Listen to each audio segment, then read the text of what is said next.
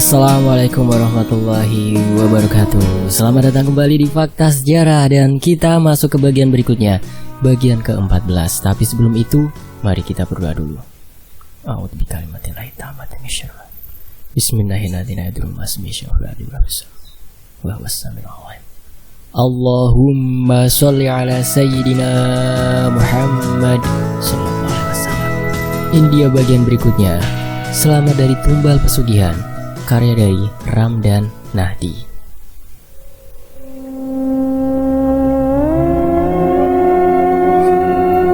Pak Indra bertanya.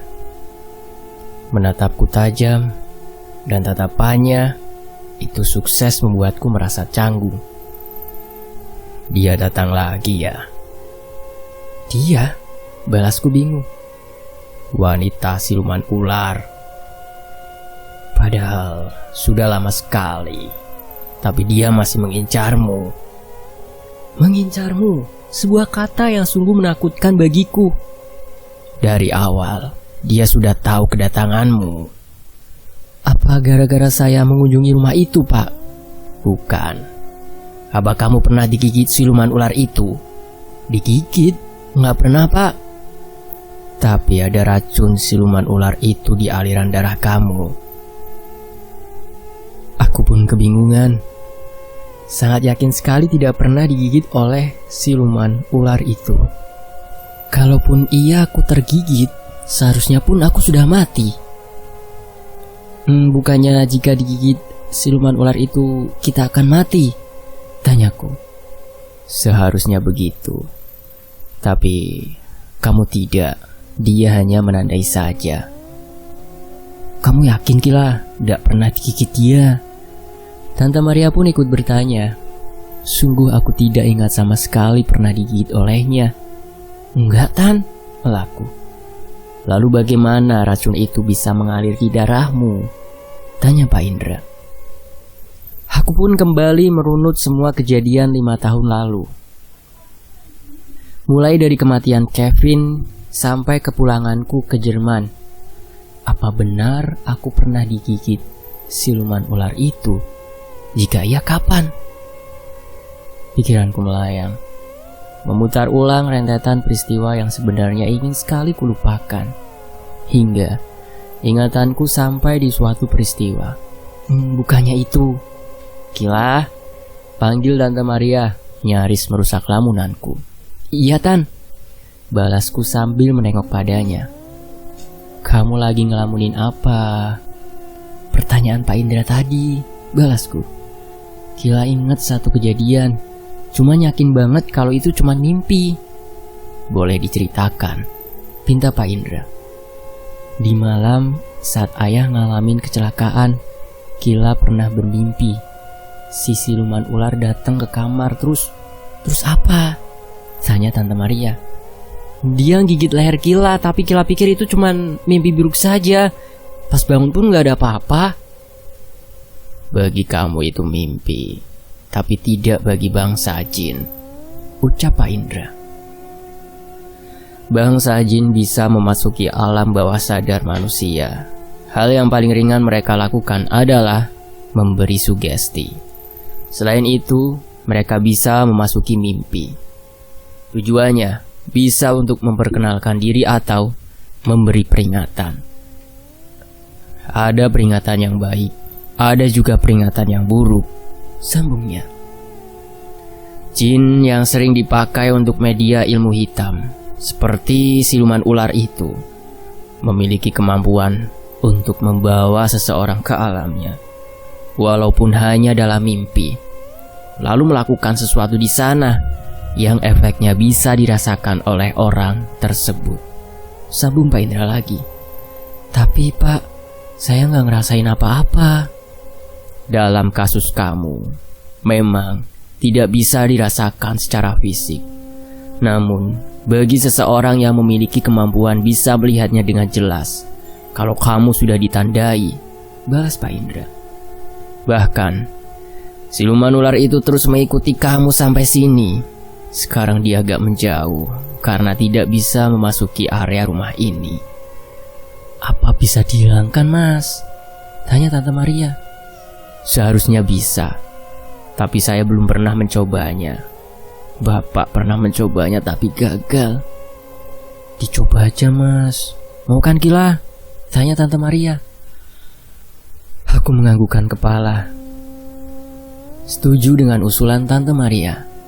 Pak Indra memintaku duduk di dekatnya. Ini akan terasa sakit. Kamu harus bisa menahannya, ucap Pak Indra yang mulai mengulurkan tangannya ke leherku. Awalnya terasa geli, tapi lama-kelamaan mulai terasa panas.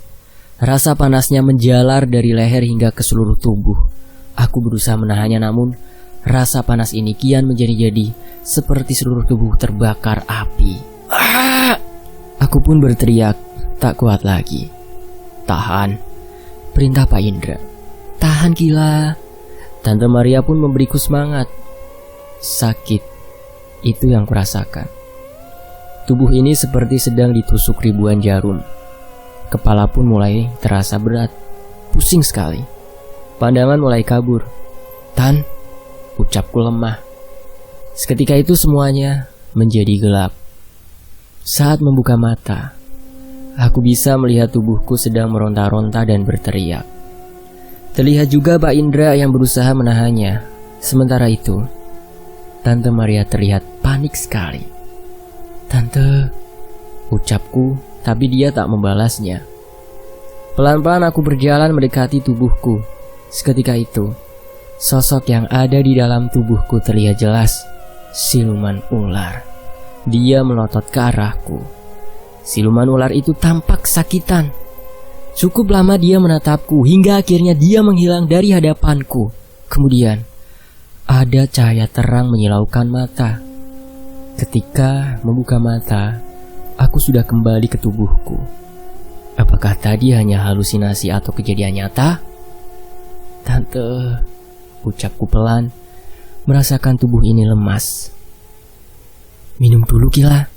Tante Maria memberikan segelas air, kemudian aku meminumnya. Kila, tadi kenapa, Tan? Tanyaku bingung. Kamu tadi kesurupan. Siluman ular itu sempat masuk ke badan kamu, balas Pak Indra. Berarti apa yang kulihat tadi bukan cuma halusinasi. Siluman ular itu benar-benar ada di dalam tubuhku. Apa dia sudah pergi? Sudah, balas Tante Maria. Tapi apa, Tan? Saya tidak berhasil membersihkan semua racunnya, balas Pak Indra. Jadi siluman ular itu masih bisa mendeteksi keberadaan kamu, lanjutnya. Lalu saya harus gimana, Pak? Apa selama kamu di Jerman tidak pernah merasakan apa-apa? Tidak, semuanya berjalan normal-normal saja. Berarti ada baiknya kamu kembali ke Jerman secepatnya, sebelum siluman ular itu datang untuk melukaimu lagi. Aku melirik ke arah Tante Maria, dia pun menganggukkan kepala. Gak bisa hari ini, Tan. Kila harus urus perubahan jadwal kepulangan dulu, ucapku. Yang penting secepatnya ya, balas Tante Maria. Malam ini saya akan bantu kamu dari jauh, supaya siluman ular itu tidak mengganggu, tawar Pak Indra. Baik, Pak. Setelah mengobrol sebentar, aku dan Tante Maria pun pamit. Pak Indra hanya berpesan untuk tidak mendengarkan ucapan siluman ular itu dan jangan takut menghadapinya. Sebuah pesan yang sangat sulit dilakukan. Kami pun berjalan menuju mobil. Rio sudah menunggu duduk di bangku depan. Tumben agak cepet, ucap Rio. Iya, Kila harus buru-buru ngurus tiket pulang, jawab Tante Maria. Loh, bukannya minggu depan pulangnya? Dipercepat yuk, balasku. Wah, pasti ada sesuatu. Mending buruan jalan. Iya, Nyonya Kila. Rio menyalakan mobil. Kami pun pergi meninggalkan desa. Kuambil ponsel di dalam tas, melihat ada pesan dari Carl. Dia bertanya padaku, kenapa sepanjang hari ini tidak menghubunginya. Dasar lelaki posesif. Sayang, aku akan segera menemuimu. Ku balas pesan dari Carl. Apa maksudmu? Sekarang aku sedang mengurus tiket untuk pulang. Apa kamu serius?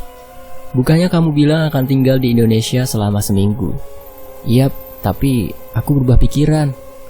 Sepertinya kamu sedang menyembunyikan sesuatu dariku. Nanti akan aku ceritakan, tapi tidak sekarang. Ponselku berbunyi. Panggilan video dari Call. Sudah kuduga dia akan melakukan itu. Apa kamu serius? Kal langsung bertanya saat video call tersambung. Iya, balasku tersenyum. Tapi ada apa? Ceritakan padaku. Suaranya terdengar agak marah. Jemput aku di bandara, nanti aku ceritakan semuanya, balasku. Apakah terlalu sulit bagimu menceritakannya sekarang? Sepertinya dia benar-benar marah. Iya, sangat sulit. Tiba-tiba sambungan video call terputus. Begitulah jika dia sedang marah. Dia marah? Tanya Tante Maria. Iya, biarin aja. Nanti biar Kila jelasin pas sampai Jerman. Diceritain sekarang pun dia gak akan ngerti, balasku. Rio berdehem. Oh iya, sebelum pulang kita makan dulu, balasku. Nah gitu, kasihan supir ini dari siang belum makan, balasnya. Sesampainya di kota, kami pun makan pecel ayam di pinggir jalan. Sambil menunggu pesanan, aku mengontak pihak maskapai untuk memajukan jadwal kepulangan. Dapat tiket ndak buat besok? Tanya Tante Maria saat aku menutup telepon. Dapat, balasku. Yang jam berapa? Dari Jogja pesawat ke Jakarta jam 12:30, terus pesawat yang ke Jermannya jam 6 kurang, jelasku. Syukurlah, semoga tidak ada kendala. Makanan pun datang. Setelah puas menyantap pecel ayam yang super enak, kami pun pergi berkeliling kota Jogja. Niatku cuma satu, untuk mencari oleh-oleh. Hampir 2 jam berkeliling dan langit pun sudah mulai gelap. Kami pulang ke rumah. Sesampainya di rumah, aku langsung masuk ke kamar, membereskan barang-barang agar besok sudah tertata rapi. Saat sedang asyik merapikan barang, aku teringat sesuatu. Belum sempat memberitahu Melinda kalau aku akan pulang besok. Terpaksa janji pertemuan kami minggu depan harus dibatalkan. Padahal ini kesempatan terakhirku bisa menemuinya di Indonesia. Setelah mengetahui kalau siluman ular itu masih mengejarku, sepertinya aku tidak bisa pulang lagi ke Indonesia. Ku ambil ponsel di atas tempat tidur, lalu berbaring. Mel, bisa video call sekarang? Tanyaku melalui aplikasi chatting. Bisa, balas Melinda. Mel, maaf banget, ucapku membuka percakapan. Ada apa, Kil? Tanyanya heran. Gue pulang besok, dadakan banget. Ya, kagak jadi dong kita ketemuan. Melinda terdengar kecewa. Iya, dadakan banget soalnya. Lu udah ngebet bener kawin ya? Sampai pulang cepet-cepet. Bukan karena itu, Mel. Lah terus apa? Gue gak bisa cerita detailnya. Intinya ada hubungan sama tragedi 5 tahun lalu. Dia datang lagi? Tanya Melinda. Iya. Parah banget sih. Udah 5 tahun masih inget aja, ucap Melinda. Ntar kalau lu balik lagi ke Indo, wajib banget temuin gue ya, titik. Lanjutnya, masalahnya Mel, gue gak tahu bisa balik lagi ke sini atau enggak. Hah? Kok gitu? Duh, dibilang susah jelasinnya. Nanti pas gue sampai Jerman dah ngomongnya. Oh, oke dah. Yang penting lu jaga diri baik-baik. Jangan lupa ngubungin gue. Iya, dah ya, gue lanjut beres-beres barang buat besok. Oke, jangan lupa nitip salam buat Carl juga ya. Iya. Video call ditutup. Aku pun lanjut merapikan barang. Setelah itu keluar kamar untuk menonton televisi. Tante mana yuk? Tanyaku pada Rio yang sedang asik menonton televisi. Di dapur, balasnya. Aku pun menghampiri Tante Maria di dapur. Terlihat dia sedang memasak sesuatu. Tan, sapaku. Gila, masak apa nih? Tumis jamur sama ayam goreng. Wih, enak pastinya. Kila bisa bantu apa nih? Nggak usah. Bentar lagi juga selesai. Tunggu aja di ruang tengah. Oh, oke Tan. Aku pun kembali ke ruang tengah menonton televisi bersama Rio. Emang bener lu kagak boleh balik lagi ke Indo? Tanya Rio. Kayaknya begitu, balasku. Singkat cerita, setelah makan malam, kami duduk di ruang tengah, mengobrol sambil menonton film. Tante Maria menceritakan banyak hal. Aku pun begitu. Menceritakan bagaimana menjalani kehidupan sendirian di Jerman selama 5 tahun. Sedangkan Rio hanya mendengarkan obrolan kami. Tak terasa kami mengobrol sampai jam 1 pagi. Tante Maria menyuruhku untuk segera tidur. Khawatir besok bisa telat pergi ke bandara. Aku pun masuk ke dalam kamar. Tidak ada yang perlu dikhawatirkan malam ini. Pak Indra bilang dia akan menjaga agar siluman ular itu tidak datang. Kurebahkan badan di atas tempat tidur, lalu mengambil ponsel. Tak ada pesan atau panggilan video call dari Carl. Sepertinya dia masih marah padaku. Biasanya, sifat kekanak-kanakannya ini tidak akan berlangsung lama. Paling besok juga dia akan menghubungiku. Jika tidak, lusa aku akan menemuinya secara langsung. Kutaruh ponsel di atas nakas, lalu mematikan lampu tidur. Kuatur posisi tidur dan mulai memejamkan mata. Gila, bangun. Setengah sadar aku mendengar suara Tante Maria. Iya Tan, balasku masih memejamkan mata. Udah jam 10 pagi, nanti kamu telat ke bandaranya. Seketika itu mataku langsung terbuka lebar. Duh Tante, kenapa gak ngebangunin dari tadi? Keluhku seraya duduk di atas tempat tidur. Habis kamu tidurnya pules banget sih. Dah sana mandi. Iya. Tante siapin sarapan dulu, ucap Tante Maria sembari berjalan keluar kamar. Oke Tante. Aku bangkit dari tempat tidur, mengambil pakaian dan bergegas ke kamar mandi. Kali ini aku mandi lebih cepat dari biasanya. Soalnya 2,5 jam lagi jadwal keberangkatan pesawatku. Setelah mandi, aku keluar kamar untuk sarapan. Rio mana Tan? Tanyaku yang tak melihat Rio di ruang tengah ataupun dapur. Di kamarnya masih tidur, balas Tante Maria. Duh, tuh anak. Tante bangunin dulu ya, suruh siap-siap nganterin kamu, ucap Tante Maria. Iya, 2 jam lagi soalnya, balasku sambil menyantap makanan. Tante Maria berjalan ke arah kamar Rio. Selang beberapa menit kemudian, Rio sudah menampakkan wajah kusutnya di dapur, lalu ikut sarapan bersamaku. Baru bangun lu? Tanyaku. Kagak, ini lagi tidur sambil makan gue, balasnya. Buruan sarapannya. Mulai aja belum. Gue ke kamar dulu, ucapku bangkit dari kursi. Buruan, sambungku seraya menepuk pundaknya dan berlalu ke kamar. Iya ya, balasnya agak kesal. Di kamar, aku mengecek ulang semua barang yang akan kubawa. Jangan sampai ada yang tertinggal. Setelah itu, aku membawa semuanya ke ruang tengah. Gue panasin mobil dulu ya, ucap Rio sambil berjalan keluar rumah. Kamu masih ada uang rupiah ndak? Tanya Tante Maria. Masih ada Tan, kan kemarin nukernya agak banyak buat seminggu. Malah 3 hari dah disuruh pulang, balasku lalu tersenyum. Tante Maria duduk di sampingku. Sebenarnya Tante berharap banget acara nikahan kamu bisa digelar di Indonesia juga. Jadi keluarga besar bisa kumpul-kumpul. Kila juga pengennya begitu Tan, tapi mau gimana lagi? Itu makhluk jahat masih aja ngincar Kila. Gak ada capek-capeknya. Iya, Tante pikir kemarin Pak Indra berhasil ngelepas jerat pesugihan itu. Ternyata dia juga gagal. Gak apa-apa Tan, Kila gak mau sampai ada korban lain. Demi nolongin Kila, cukup Mbah Prono aja.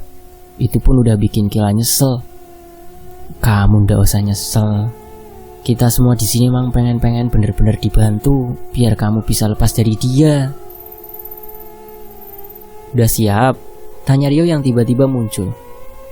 Udah nih, bawain ke mobil, perintahku. Astaga, keluh Rio sambil membawa koperku yang berukuran besar. Aku dan Tante Maria pun tertawa melihat tingkahnya. Lalu kami pun berjalan keluar rumah sambil membawa tasku yang lain. Semua barang sudah dimasukkan ke bagasi. Lalu aku dan Tante pun masuk ke dalam mobil. Tak lama, mobil melaju meninggalkan rumah. Jam berapa pesawatnya, Kil? Tanya Rio sambil mengemudi. 12:30, tapi gue mesti boarding jam 12-an. Aman lah, masih keburu. Iya, ada waktu sejam lagi. Kurang dari setengah jam kami pun sudah sampai di bandara. Aku dan Tante Maria turun duluan sambil membawa barang-barang, sedangkan Rio mencari parkiran. Tante, ucapku. Iya Kila, balasnya. Punya paspor? Tanyaku. Kayaknya masa berlakunya habis. Udah lama gak dipakai. Emang ada apa Kila? Nanti kalau Kila nikah, Tante datang ya. Tenang, tiket dan lain-lain Kila bayarin. Kalau bisa ajak Rio sekalian. Udah ngerepotin kamu emangnya? Kan pasti lagi sibuk-sibuknya urus acara pernikahan. Enggak, tenang aja. Rio datang menghampiri kami. Belum masuk lu? Tanyanya. Belum, masih ada waktu 45 menitan lagi lah, balasku. Terus ngapain? Berdiri doang 45 menit. Ngopi dulu yuk, ajakku. Nah, itu ngerti, balas Rio cengengesan. Kami pun pergi ke kedai kopi terdekat. Yuk, lu ada paspor nggak? Tanyaku. Belum bikin. Selama ini lu ngapain aja? Nggak pernah jalan-jalan ke luar negeri gitu? Belum, gue kan anak rumahan. Bener kan bu? Ucap Rio sambil menatap Tante Maria. Dia bukannya anak rumahan, tapi takut terbang, balas Tante Maria. Ya ampun, terus nanti yang nemenin Tante siapa? Nemenin kemana? Tanya Rio. Ke acara nikahan gue lah. Di Jerman? Kagak, di Surabaya. Ya Jerman lah. Ikut dong bu, ucap Rio manja. Tergantung Kila, balas Tante Maria. Bikin paspor dulu makanya. Siap. Kapan lagi dapat kesempatan ke Jerman gratis? Ucap Rio lalu tersenyum. Sekitar 30 menit lagi jadwal keberangkatanku. Tante Maria dan Rio mengantarku sampai di depan pintu masuk ke dalam bandara. Kila, ucap Tante Maria sambil memelukku. Jangan nangis Tan, nanti aku ikut nangis juga, ucapku pelan saat mendengar suara isak tangis Tante Maria. Tante Maria melepas pelukan lalu menyeka air matanya dengan punggung tangan. Kila pulang dulu ya Tan. Iya, kabarin Tante kalau udah sampai di Jerman. Lu gak ngucapin apa gitu ke gue yuk? Tanyaku pada Rio yang dari tadi hanya berdiri melihatku. Selamat sampai tujuan, balasnya kaku. Aku masuk dulu Tan. Iya. Aku membalikan badan masuk ke dalam bandara, langsung menuju boarding area. Kurang dari setengah jam pesawatku sudah berangkat menuju Jakarta. Perjalanan ke Jakarta membutuhkan waktu 1 jam lebih. Aku memilih untuk beristirahat sebentar. Bangun-bangun pesawat sudah hampir sampai tujuan. Aku tatap jendela pesawat, langitnya agak gelap. Sepertinya Jakarta dan sekitarnya akan diguyur hujan sebentar lagi. Pesawat pun berhasil mendarat di Bandara Soekarno-Hatta, tepat pukul 2 sore. Aku masih harus menunggu 3 jam setengah lagi untuk pesawat berikutnya. Aku ambil ponsel di dalam tas, terlihat ada pesan dari Carl. Sudah kuduga dia tidak akan tahan. Kenapa kamu tidak menghubungiku? Pesannya. Aku hanya membacanya, tidak membalas. Rencananya baru akan aku balas saat pesawat transit di Qatar. Ponselku berbunyi, sebuah panggilan telepon dari Carl. Terpaksa aku harus mengangkatnya. Kenapa kamu tidak membalas pesanku? Suaranya terdengar kesal. Aku sedang di pesawat, balasku. Jelas sekali kamu membaca pesanku tapi tidak membalasnya. Pesawatnya baru saja mendarat. Kenapa tidak langsung membalas pesanku? Ih, kenapa sih kamu marah-marah terus? Ucapku. Itu semua salah kamu. Kenapa merahasiakan sesuatu padaku? Bukannya kita sudah berjanji untuk jujur satu sama lain? Aku tidak merahasiakan apapun, Carl. Lalu kenapa kamu pulang lebih awal? Pasti ada sesuatu kan? Iya, nanti aku ceritain. Sudah kuduga kamu merahasiakan sesuatu. Aku mengambil nafas panjang. Tak habis pikir, harus berdebat masalah sepele. Padahal seharusnya dia senang aku bisa pulang lebih awal tanpa perlu mengetahui alasan sebenarnya. Kesal, lalu kututup teleponnya. Tak lama ponselku kembali berbunyi. Kali ini kubiarkan agak lama, baru mengangkatnya. "Kenapa kamu tutup teleponnya?" Hal masih terdengar kesal. "Aku lelah harus melalui perjalanan jauh dan kamu menelpon hanya untuk marah-marah," balasku. "Itu salah kamu juga." "Iya salahku, jadi jangan menelponku dulu." "Dasar keras kepala," ucapku dalam hati sambil mematikan telepon. Selang beberapa detik, telepon kembali berbunyi. Dengan cepat ku matikan ponsel. Langit sudah terlihat semakin gelap. Rintik-rintik hujan mulai turun membasahi kaca jendela yang mengarah ke landasan. Kulihat jam tangan masih pukul 2:30 sore. Hawa dingin membuat perut ini sedikit lapar. Aku pun bangkit dari kursi mencari tempat untuk membeli cemilan, lalu berjalan menuju sebuah toko roti. Setelah membeli beberapa potong roti dan sebotol air mineral, aku kembali duduk di kursi ruang transit, memakan sepotong roti sambil menatap hujan yang semakin deras. Terdengar bunyi petir yang cukup kencang. Firasatku hujan tidak akan cepat reda. Suara angin dan benturan air hujan di kaca jendela pun semakin kencang. Tak terasa sudah 1,5 jam aku menunggu. Kandungan kemih pun sampai penuh. Terpaksa aku harus bangkit dan pergi ke kamar mandi untuk buang air kecil. Di dalam kamar mandi, terlihat beberapa orang sedang berdiri di depan bilik toilet. Aku pun ikut mengantri. Antrian semakin berkurang. Kini hanya menyisakan aku dengan wanita yang sejak tadi hanya berdiri menghadap tembok. "Mbak, mau duluan?" tanyaku, tapi tak ada jawaban darinya. Pintu toilet terbuka. Bergegas aku masuk ke dalam. Setelah buang air kecil, lalu pergi keluar. Sepi. Hanya ada wanita tadi yang masih berdiri menghadap tembok. Tiba-tiba, bulu kuduku meremang. Dengan langkah cepat, aku keluar kamar mandi. Sebelum pintu menutup, sekilas kulihat ke dalam. Wanita tadi sudah tidak ada di sana. Saat membalikkan badan, dia sudah ada di belakangku, berdiri sambil menundukkan kepalanya. Tubuhku terasa kaku, lidah pun keluh. Dia pun mulai mendekatiku. "Berhati-hatilah, dia mengikutimu," bisiknya lalu menghilang dalam satu kedipan mata.